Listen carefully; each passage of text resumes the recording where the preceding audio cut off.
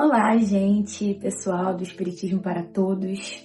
Aqui quem fala é a Gabriela e hoje eu vim tratar de um assunto um pouco delicado, né, mas que a doutrina espírita traz um conforto para o nosso coração ao tratar desse assunto, que é o fenômeno da morte.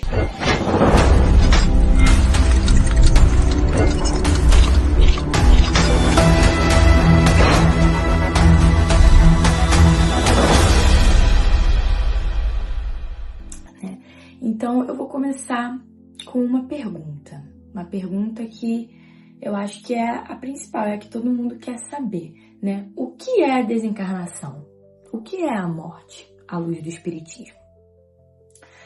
Bom, a alma, ela se desprende gradualmente e o espírito se solta pouco a pouco dos laços que o prendiam, né? O laço fluídico. E esses laços, eles se desatam, eles não se quebram abruptamente. No momento da morte, o desprendimento do perispírito não ocorre subitamente, ele acontece gradualmente e o tempo pode variar de espírito para espírito. Para uns, acontece até de maneira rápida e o momento da morte pode até ser associado a uma sensação de libertação. Mas para aqueles cuja vida estava muito ligada aos bens materiais, pode ser mais lento, né? Pode acontecer de maneira mais vagarosa, pode durar meses, até anos, para aquele espírito entender que não pertence mais à vida terrena. Quanto mais o espírito se afinizou com a matéria, mais penoso vai ser esse processo de desencarne. E o que seria se afinizar com a matéria?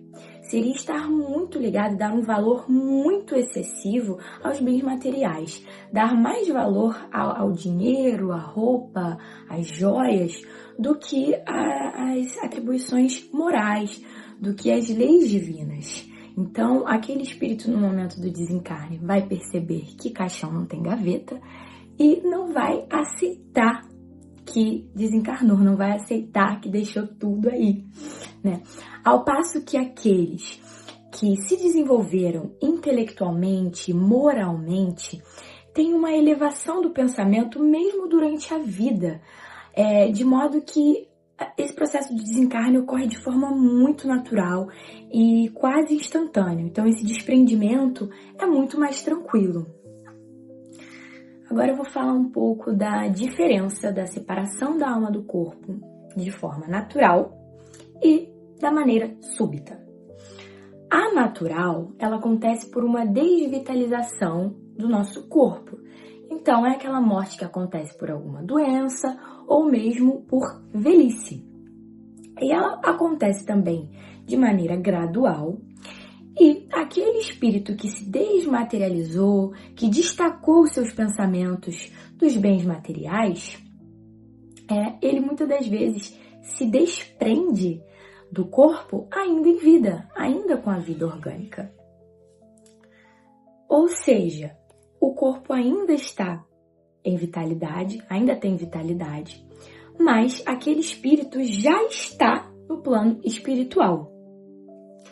Nessa altura, o espírito pode já até ter recuperado a sua lucidez e ele pode ser testemunha da sua própria morte. E ele pode se sentir livre, pode se sentir feliz de acompanhar todo esse processo, de ter o privilégio do seu desenvolvimento, do seu avanço moral, porque precisa ter um pensamento mais elevado, ter um conhecimento melhor das coisas para testemunhar a própria morte, né? Para esses, o sofrimento é quase nulo. É como se eles estivessem apenas em um sono calmo. E aí eu anotei aqui uma coisa que está escrito no estudo dirigido, que é: nessa situação, o homem deixa a vida sem o perceber. É uma lâmpada que se apaga por falta de óleo. Então, acontece de maneira muito natural e sem sofrimento, de modo geral. Já a morte súbita, ela pode estar associada a atos de violência, como homicídios, suicídios, desastres naturais ou provocadas pelo homem. E essas mortes, esses tipos de morte provocam bastante sofrimento no espírito.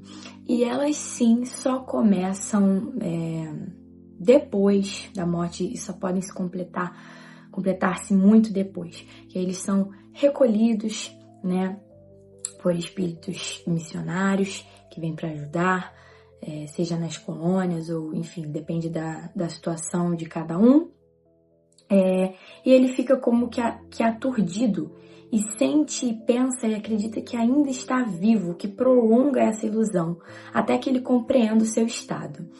Agora está reprisando aí a novela A Viagem e está mostrando, né, o personagem principal, ele ainda continua ali, como se ele tivesse ainda encarnado, né, perturbando a vida daqueles que ainda não desencarnaram. Então isso pode acontecer. Muitos espíritos que são muito ligados à matéria, depois de desencarnarem, continuam querendo viver como se tivessem encarnados. Então continuam querendo se aproveitar dos vícios da bebida, do cigarro, das intrigas, das brigas. Então por isso que a gente tem que sempre tentar buscar ser uma pessoa melhor, porque para até ajudar essas pessoas, esses espíritos, a continuarem no seu progresso, continuarem no seu caminho de luz e não ficarem presos à matéria, porque isso atrapalha muito, é uma ilusão. Então, o estado do espírito por ocasião da morte pode ser resumido assim: quanto maior for a ligação com a matéria, maior é o sofrimento. E quanto mais elevado dos pensamentos, moralmente, intelectualmente, quanto mais nós seguirmos o Evangelho, nós tentarmos fazer o bem ao próximo e enxergar este mundo como passageiro, porque a vida real não é essa, mais tranquilo, mais leve será o nosso desencarne. Ele será como um sono breve, cujo despertar é suave. Mas agora, você deve estar se perguntando: como que eu posso tornar o fenômeno da morte mais tranquilo para mim, ainda estando em vida? Porque a gente planta agora para colher depois.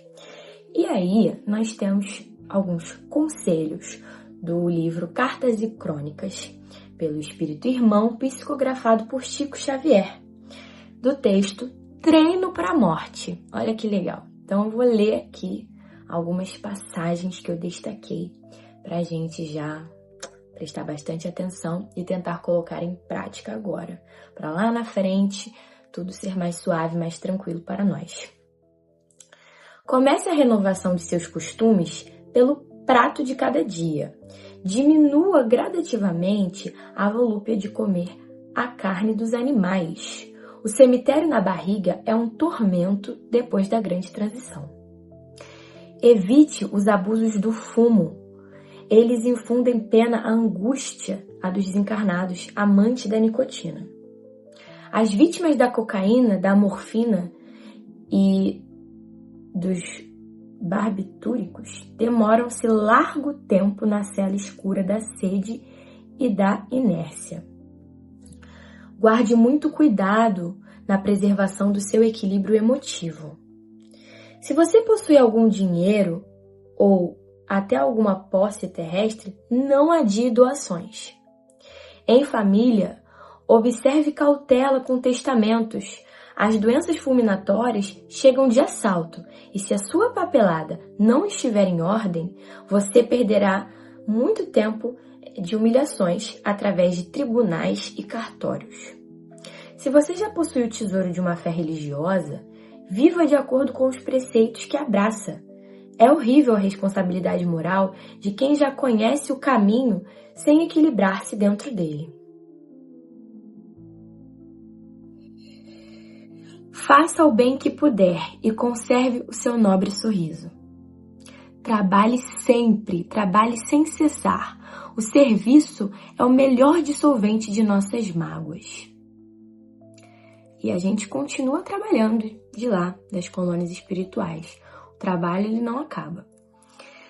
Quanto ao mais, não se canse nem indague em excesso, porque com mais tempo ou menos tempo, a morte lhe oferecerá o seu cartão de visita, impondo-lhe ao conhecimento tudo aquilo que por agora não lhe posso dizer.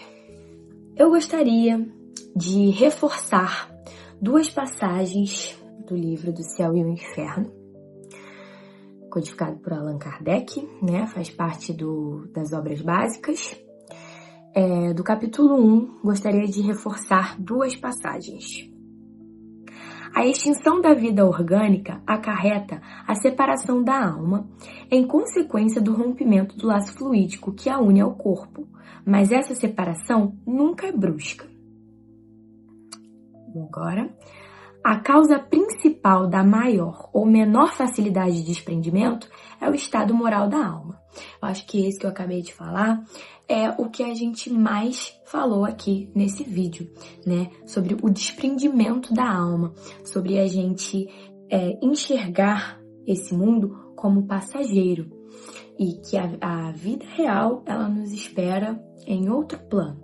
E para que tudo se torne mais calmo, mais tranquilo, mais leve, nós precisamos plantar hoje para colher amanhã.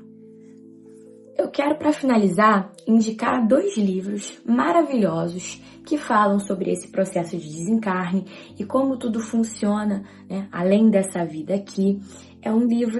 São 2 livros que são muito legais para quem está iniciando os estudos na doutrina, para quem ainda não conhece muito, porque ele explica muito bem, de forma muito didática e muito tranquila, e são histórias reais, que é o livro Violetas na Janela, pela Vera Lúcia Marizek, que é um livro maravilhoso que conta a história real da jovem Patrícia, que desencarnou aos 19 anos, e ela conta como que é a sua vida na colônia espiritual, acho que é a São Sebastião, isso, a São Sebastião.